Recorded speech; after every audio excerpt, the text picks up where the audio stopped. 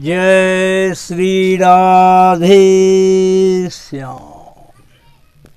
प्रिय भक्तजनों, आत्म कल्याण चैनल के माध्यम से आज आपको मैं बताने जा रहा हूँ कि एक हमारे प्रेमी नियरेस्ट भक्त थे। उन्होंने कहा कि गुरुजी, मनुष्य और जानवर में क्या अंतर है? जो काम मनुष्य करता है वही काम जानवर भी करता है। मनुष्य भी सोता है, जानवर भी सोता है। मनुष्य भी खाता है, जानवर भी खाता है।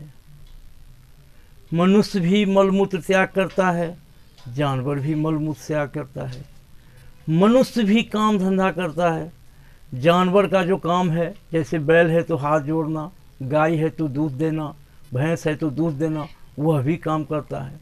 तो फिर उसको जानवर और मनुष्य में अंतर क्या है गुरुजी, ये बताइए। तो मैंने अपने प्रिय शिष्य से कहा कि तुमने सत्य कहा है कि जो काम मनुष्य करता है वही काम जानवर भी करता है। लेकिन मनुष्य और जानवर में एक अंतर है जो भारी अंतर है। मनुष्य अपना जन्म मरण से के मुक्ति पाने के लिए प्रयास कर सकता है, सोच समझ सकता है, भगवान का नाम ले सकता है, पूजा पाठ कर सकता है, प्रभु को पा सकता है। लेकिन जानवर नहीं कर सकता। मनुष्य अपने आप को बचा सकता है, जानवर अपने आप को बचा भी नहीं सकता। ये सब दोनों में अंतर है। तो बोला शिष्य, गुरुजी पूजा पाठ तो हम खूब करना चाहते हैं, लेकिन मन नहीं करता है पूजा करने के लिए। जब पूजा करने के लिए बैठते हैं तो मन जो है ना, तरह तरह के दौड़ जाता है। फिर मैं उनको समझाने के लिए बोला कि तुम याद करो कि माँ के गर्भ में जब थे तो तुम्हें विष्णु जी से क्या बात हुई थी।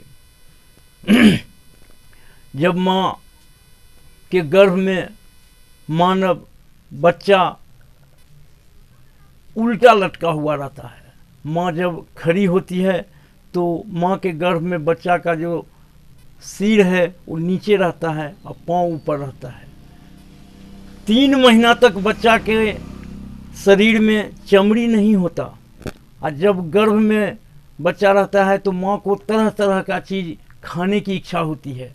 बहुत माँ तो मिट्टी खाना पसंद करती है, बहुत माँ कहेगी कि हमको मिर्ची मसाला वाला मसालेदार खाना खाएंगे, कोई कहता है कुछ खाएंगे, कोई कहता है गरम गरम दूध पिएंगे। तरह तरह का खाना माँ खाने की है। अब माँ को पता नहीं कि ये जो हम खाना खाते हैं वो बच्चा को अंदर जाके मिर्ची लगता है, चरमराहट है, छटपटा रहा है। अब माँ के द्वारा माँ सोती है तो बच्चा सोता है, माँ जगती है तो बच्चा जगता है, माँ खाती है तो बच्चे को खाना पीना मिलता है। तो माँ को तो ज्ञान है नहीं। बहुतों माँ है जिसको ज्ञान नहीं है। जो मेरा बच्चा घर में, वो तो सिर्फ चलने फिरने का एहसास करती है 4-5 महीने के बाद।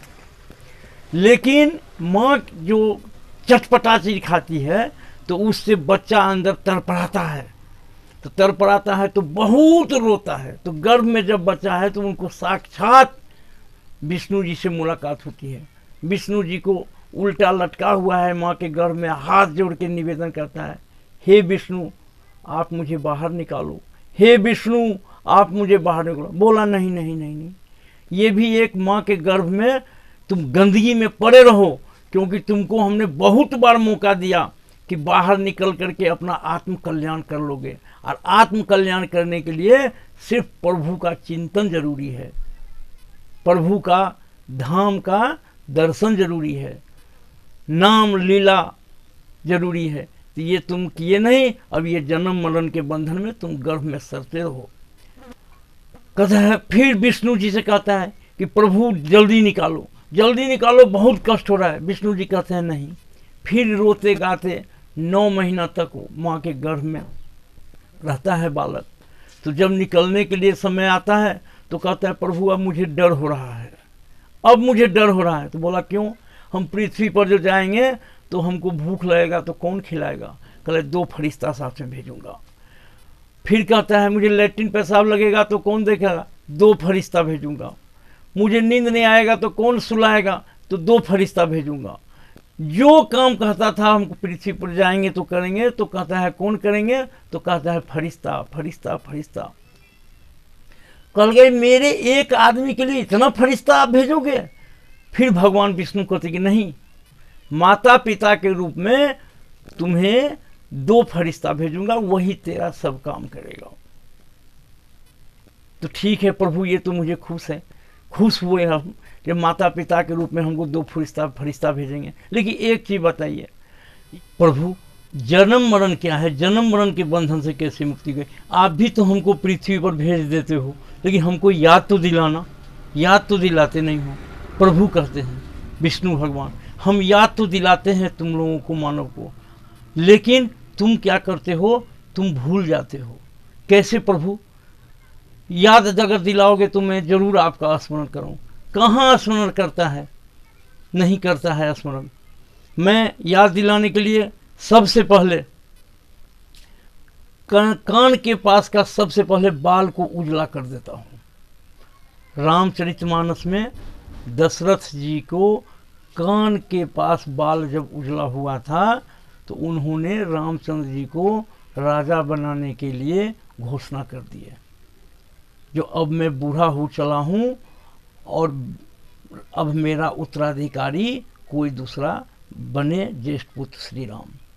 आजकल का मानव कलयुग में इतना होशियार और चालाक हो गया कि मेहंदी लगा करके उस काला बाल, उजला बाल को काला कर लेता है। फिर दूसरा नोटिस में भेजता हूँ कि तुम बूढ़ा हो गए हो, प्रभु का नाम लो, अब तुम यहाँ से खाली करना पड़ेगा। तो उसको क्या करता हूँ, दांत तोड़ देता हूँ। मानव इतना होशियार है, डेंटिस्ट के पास जाएगा, नकली दांत लगवा लेगा, कहेगा मैं अभी जवान हूँ। उस नोटिस को भी अपमान कर देता है। तीसरा नोटिस में घुटने का दर्द करके भेजता हूँ कि घुटना में दर्द हो गया, अब एक जगह बैठे रहो, भगवान का नाम लो, क्योंकि अब तो बूढ़ा हो चले हो, पृथ्वी पर से आओगे। गर्भ वाली बात में याद दिलाता हूँ। क्या करेगा, घुटना का ऑपरेशन करवा लेगा, 1-2 लाख रुपया दे करके ऑपरेशन करवा लेगा और फिर दौड़ना शुरू कर देगा। फिर मुझे थोड़ा होता है गुस्सा कि मेरे बार बार नोटिस को ये याद नहीं कर रहा है। मेरे से करने के बाद उसको रीढ़ की हड्डी को क्या करता हूँ, मैं थोड़ा टेढ़ा कर देता हूँ, और टेढ़ा कर देता हूँ और फिर वो हिलने लगता है रीढ़ की हड्डी से। उसके बावजूद भी पूजा करने के लिए तैयार नहीं होता है मानव, तो हाथ में एक लकड़ी पकड़ लेता है, लेकिन लकड़ी के सहारा लेकर चलेगा, लेकिन हमारे नोटिस को मानता नहीं है। फिर उसको बाद मुझे क्या होता है, तो उसके कान पर 1 घंटा बजा देता हूँ और यमराज को भेजता हूँ कि जाओ, अब उसको जो है सो जैसा कर्म किया है उस हिसाब के कर्म के हिसाब से उसको आप देते हुए ले आओ। और ले आया हूँ, और फिर जन्म मरण के बंधन के चक्र में 84 लाख के चक्कर में पड़े रहो। तो प्रभु आप याद दिलाते हो? हम बोली हाँ अवश्य याद दिलाते हैं। अब आजकल तो कलयुग में इतना नोटिस के बावजूद अब तो हार्ट अटैक भी भगवान देने लगे हैं। पहले के ज़माना में हार्ट अटैक नहीं था। हार्ट अटैक का भी इलाज, भाई तू बड़ा शरीर कमज़ोर हो गया, अब हार्ट अटैक आ गया तो कभी भी किसी भी टाइम ब्लड आ गया, उससे भी नहीं सुधरा, बोला हम बाईपास करा लेंगे। अरे साइलेंट हार्ट अटैक दे दिया, जो खाते रहो, बैठते रहो, इलाज करते रहो, सोते रहो। अब साइलेंट हार्ट अटैक दे करके एक ही बार में बुला लेते हैं प्रभु। हे मानव सुधर जाओ।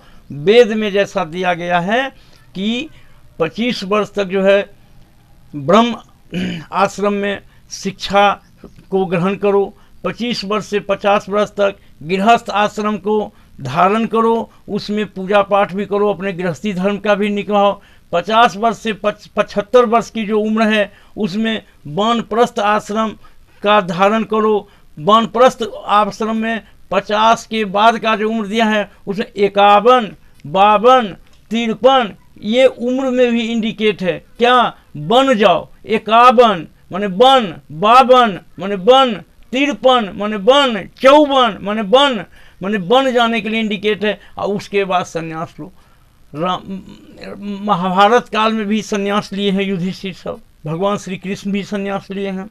तो ये आश्रम व्यवस्था जो भगवान बनाए हैं, अगर इस आश्रम को आदमी पहचाने और अपने आश्रम के अनुसार से चले तो जन्म मरण के बंधन से मुक्ति जरूर मिलेगा। जय श्री राधे।